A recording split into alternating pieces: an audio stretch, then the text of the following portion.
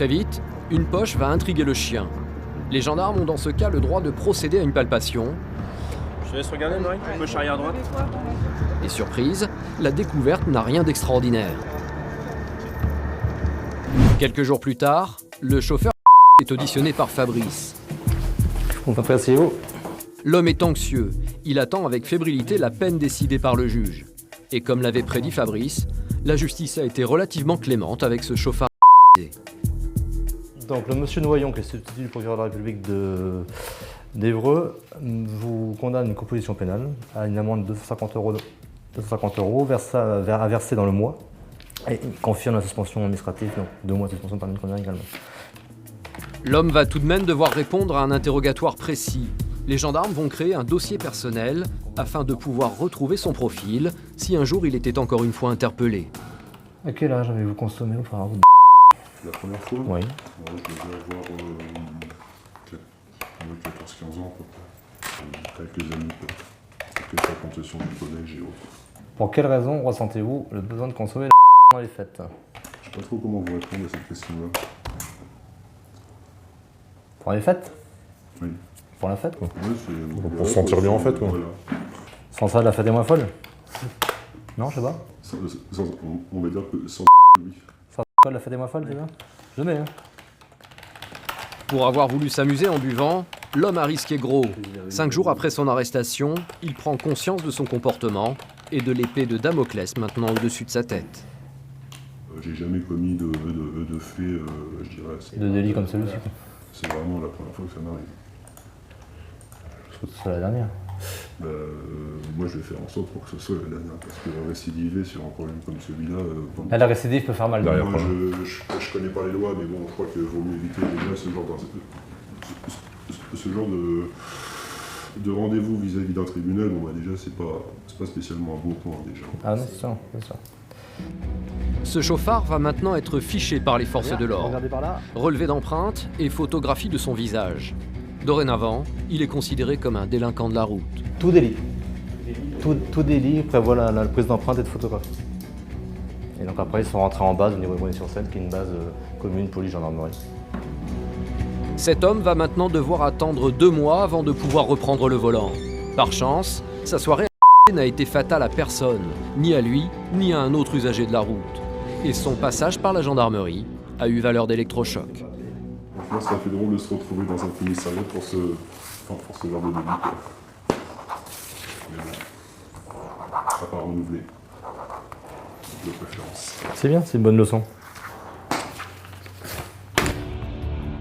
Sur les routes, l'autre fléau, ce sont elles sont responsables d'un accident mortel sur 8. Alors régulièrement, les gendarmes organisent des contrôles de dépistage aux abords des péages. Et pour trouver cette ils possèdent une arme infaillible, les chiens de la brigade cynophile. Monsieur, bonjour, Jean-Marc Sénal, police de la route. Présentez le papier du véhicule et votre permis de conduire, s'il vous plaît. Êtes-vous consommateur de produits monsieur? Ah non.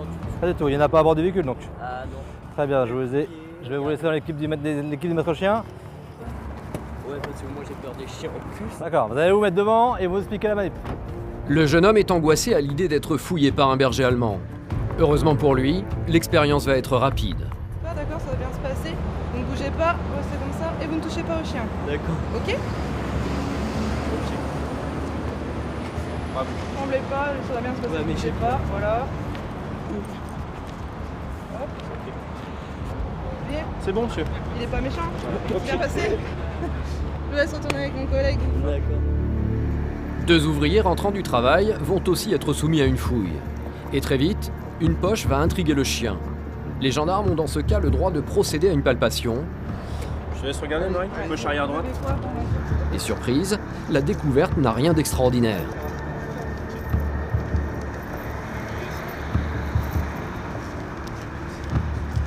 Il recherche aussi les billets, le chien, c'est pour ça. Donc, Reconnaître l'odeur des billets, c'est aussi l'une des capacités des chiens de la brigade canine. Car dans les trafics de l'argent est central. Les dealers sont souvent porteurs de liasses de billets, recettes de leur vente. Et l'autre spécialité de ces trafiquants, ce sont leurs cachettes. Et dans cette catégorie, les gendarmes viennent de découvrir un cas intéressant. L'odeur de provient des chaussures de ce conducteur.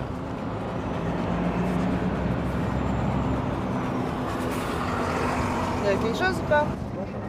Il y a eu quelque chose? Il y a eu quelque chose. Donc vous consommez alors?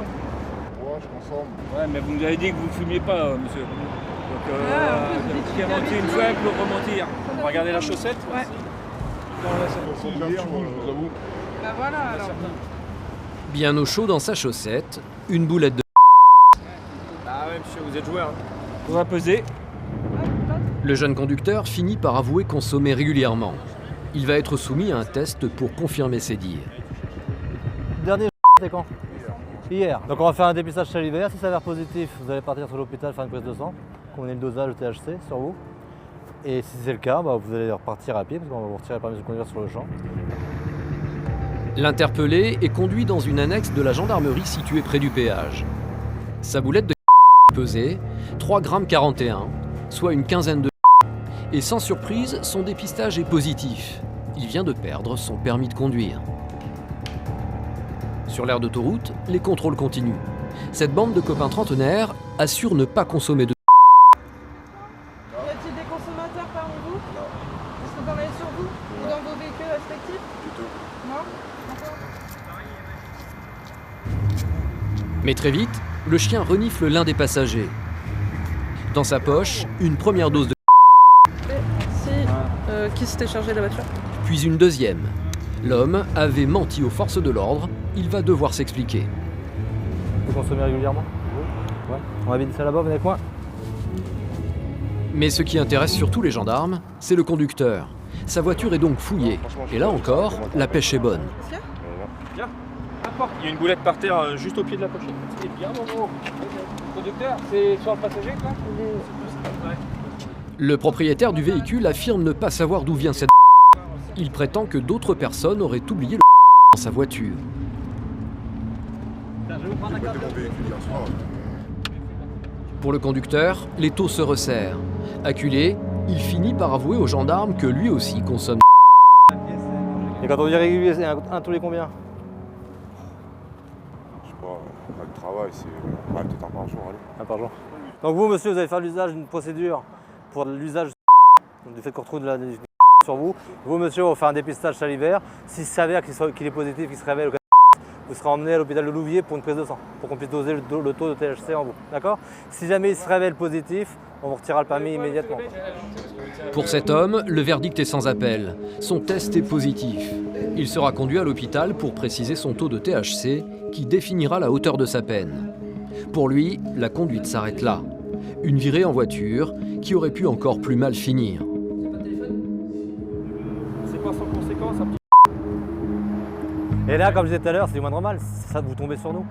Imaginez, vous avez un accident, il y a un blessé grave, un handicapé ou pire un mort. La saisie aujourd'hui est détruite sous les yeux des consommateurs dans les toilettes de l'aire d'autoroute. Chaque année, 48 000 conducteurs sont contrôlés positifs au... Direction l'unité.